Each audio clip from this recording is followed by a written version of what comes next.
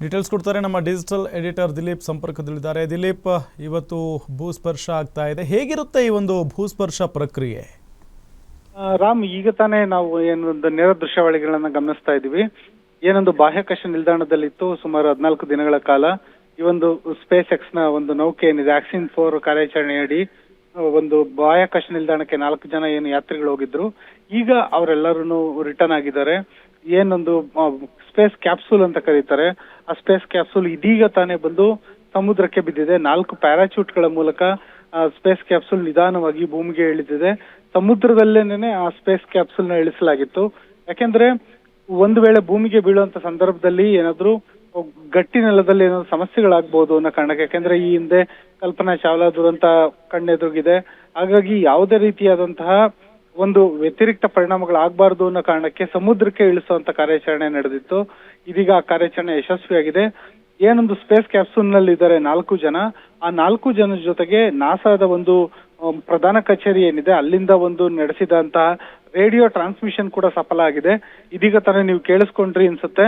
ಏನೊಂದು space capsule ನಲ್ಲಿ ಇರೋರು ಈ ಒಂದು ನಾಸಾ ಪ್ರಧಾನ ಕಚೇರಿಯ ಸಂದೇಶವನ್ನ ಆಲಿಸಿದ್ದಾರೆ.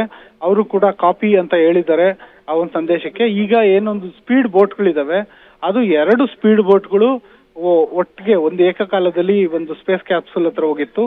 ಈಗ ಒಂದು ಆ ಸ್ಪೇಸ್ ಕ್ಯಾಪ್ಸೂಲ್ಗೆ ಹುಕ್ ಹಾಕುವಂತ ಕೆಲಸನ ಮಾಡ್ತಿದ್ದಾರೆ. ಮೊದಲಿಗೆ ಒಂದು ಸ್ಪೇಸ್ ಕ್ಯಾಪ್ಸೂಲ್ ನ ಒಂದು ತೀರ ಪ್ರದೇಶದ ಹತ್ರ ಕರೆತರುವಂತ ಕೆಲಸ ಆಗುತ್ತೆ. ಆ ನಂತರ ಸ್ಪೇಸ್ ಕ್ಯಾಪ್ಸೂಲ್ ಒಳಗಡೆ ಇರುವಂತ 4 ಜನ ಗಗನಯಾತ್ರಿಗಳನ್ನ ಸುರಕ್ಷಿತವಾಗಿ ಹೊರತೆಗೆಯಲಾಗುತ್ತೆ. ಈಗ ನೀವು ಗಮನಿಸ್ತಾ ಇರ್ಬೋದು, ಹುಕ್ ಹಾಕುವಂತ ಕೆಲಸ ಮುಗ್ದಿದೆ. ಈಗ ಸ್ಪೇಸ್ ಕ್ಯಾಪ್ಸೂಲ್ ಅನ್ನ ಈ ಒಂದು 2 ಸ್ಪೀಡ್ ಬೋಟ್ಗಳು ಎಳೆದುಕೊಂಡು ತೀರದವರೆಗೆ ಕರೆದೊಯ್ಯುವಂತ ಕೆಲಸವನ್ನ ಮಾಡ್ತವೆ. ಇದಾದ ನಂತರ ಒಂದು ಈ ಸ್ಪೀಡ್ ಬೋಟ್ ನಲ್ಲಿ ಇರುವಂತ ಸಿಬ್ಬಂದಿ ಏನಿದ್ದಾರೆ ಅವರು ಸ್ಪೇಸ್ ಕ್ಯಾಪ್ಸೂಲ್ ನ ಒಂದು ಬಾಗಿಲನ್ನ ತೆಗೆದು ಅದರೊಳಗಿರುವಂತ 4 ಜನ ಗಗನಯಾತ್ರಿಗಳನ್ನ ಸುರಕ್ಷಿತವಾಗಿ ಹೊರಗೆ ತೆಗಿತಾರೆ.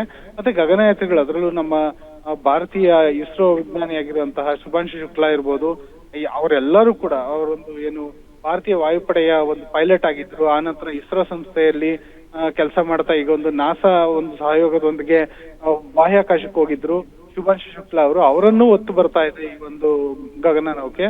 ಈ ಬಾಗಿಲನ್ನ ತೆಗಿತಾರೆ. ಜೊತೆಗೆ ಅವರು ಏನ್ ಇದುವರೆಗೂ ಪ್ರಯೋಗವನ್ನ ಮಾಡಿದ್ರು ಅಂತಾರಾಷ್ಟ್ರೀಯ ಬಾಹ್ಯಾಕಾಶ ನಿಲ್ದಾಣದಲ್ಲಿ, ಆ ಎಲ್ಲಾ ಪ್ರಯೋಗಗಳ ಫಲಿತಾಂಶ, ದಾಖಲೆಗಳು, ಅದರ ಮಾದರಿಗಳು ಎಲ್ಲವನ್ನು ಅವರು ಒತ್ತು ತರ್ತಾ ಇದ್ದಾರೆ.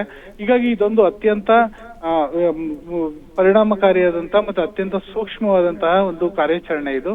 ಹಾಗಾಗಿ ನಾಸಾ ಹಂತವಾಗಿ ಪ್ಲಾನ್ ಮಾಡಿದ್ವಿ. ಜೊತೆಗೆ ಏನೊಂದು ಸ್ಪೇಸ್ ಎಕ್ಸ್ ಇದೆ, ಎಲಾನ್ ಮಸ್ಕ್ ಅವರ ಸ್ಪೇಸ್ ಎಕ್ಸ್ ಸಂಸ್ಥೆಯ ಒಂದು ಸಹಯೋಗದೊಂದಿಗೆ ಈ ಒಂದು ಕ್ಯಾಪ್ಸೂಲ್ ನಿರ್ಮಾಣ ಆಗಿರೋದು. ಹಾಗಾಗಿ ಈ ಒಂದು ಯಶಸ್ಸು ಕೇವಲ ನಾಸಾಗ್ ಮಾತ್ರ ಅಲ್ಲ, ಕೇವಲ ಮನುಕುಲಕ್ಕೆ ಮಾತ್ರ ಅಲ್ಲ, ಇದೊಂದು ಸ್ಪೇಸ್ ಎಕ್ಸ್ ಸಂಸ್ಥೆಗೂ ಕೂಡ ಒಂದು ಔದ್ಯಮಿಕ ಹಂತದಲ್ಲಿ ಕೂಡ ಇದು ಭಾರಿ ಲಾಭದಾಯಕ ಆಗುತ್ತೆ. Ram, okay, thank you Dilip ತಮ್ಮೆಲ್ಲ ಮಾಹಿತಿಗಾಗಿ.